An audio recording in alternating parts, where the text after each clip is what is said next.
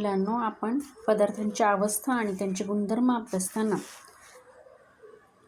Boiling point आणि condensation point याविषयी माहिती घेतली. आज आपण फ्रीजिंग पॉईंट म्हणजे काय हे बघणार आहोत. जर पाण्याचं तापमान आपण कमी करत गेलो तर एका ठराविक तापमानाला पाण्याचं बर्फात रूपांतर व्हायला सुरुवात होते. यालाच पाण्याचा गोठणबिंदू म्हणजे फ्रीजिंग पॉईंट असे म्हणतात.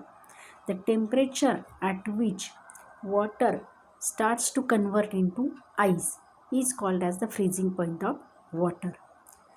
The temperature of substance can fall below 0 degree Celsius. पदार्थाचं तापमान 0°C पेक्षाही खाली नेता येतं. रेफ्रिजरेटरमधल्या फ्रीजरचं तापमान हे -18°C असतं. -18°C म्हणजे शून्याच्या खालीही 18°C इतकं असतं.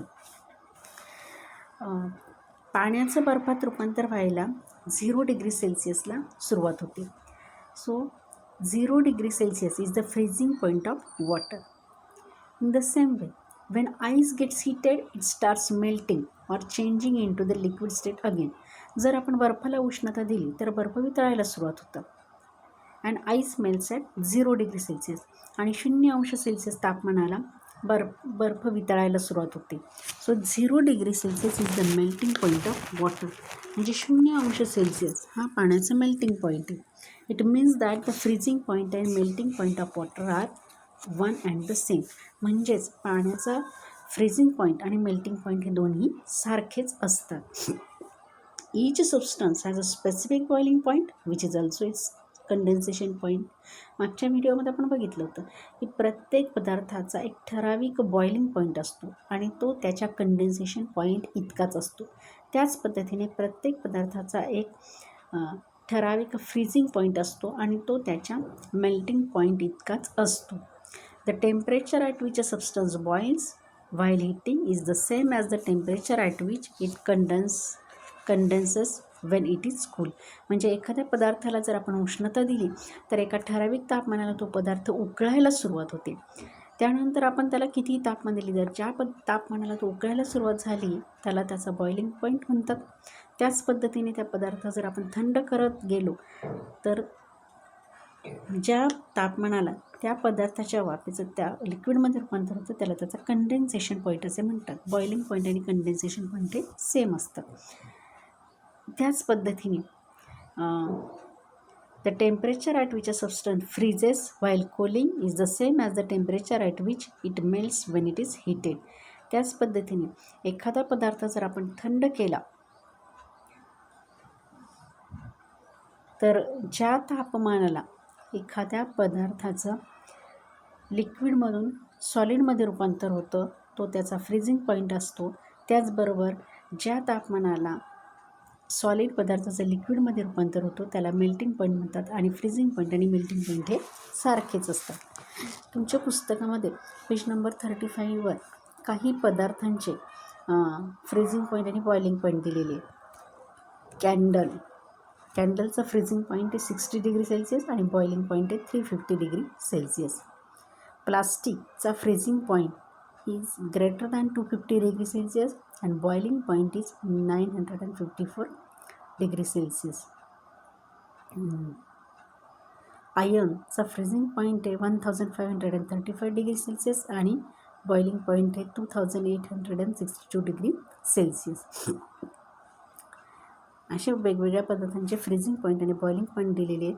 हे तीनही पदार्थ रूम टेम्परेचरला सॉलिड स्टेटमध्ये असतात. आता पदार्थांच्या अवस्थानुसार त्यांचे काही उपयोग आहेत.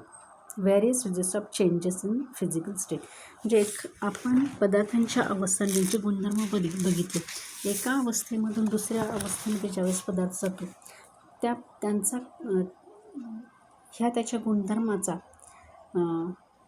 काय उपयोग होतो हे आपण अभ्यासणार आहोत. Various uses of changes in physical state. First, candles are made by melting paraffin wax.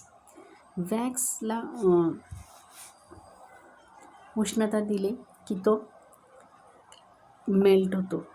त्याच पद्धतीने कॅन्डल्स म्हणजे मेणबत्त्या बनवल्या जातात. तुम्हाला माहिती की वेगवेगळ्या आकारामध्ये आणि वेगवेगळ्या रंगांमध्ये मेणबत्ते बघायला मिळतात.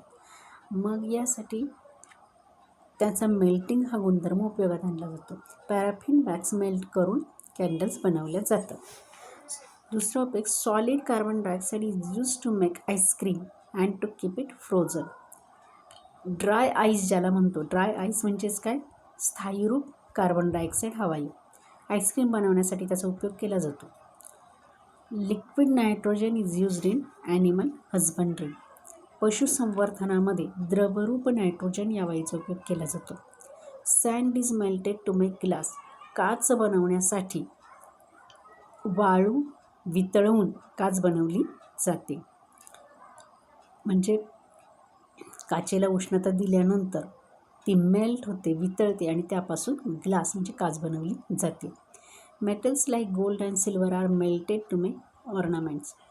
सोनं आणि चांदी हे धातू वितळवून त्यापासून दागिने बनवले जातात.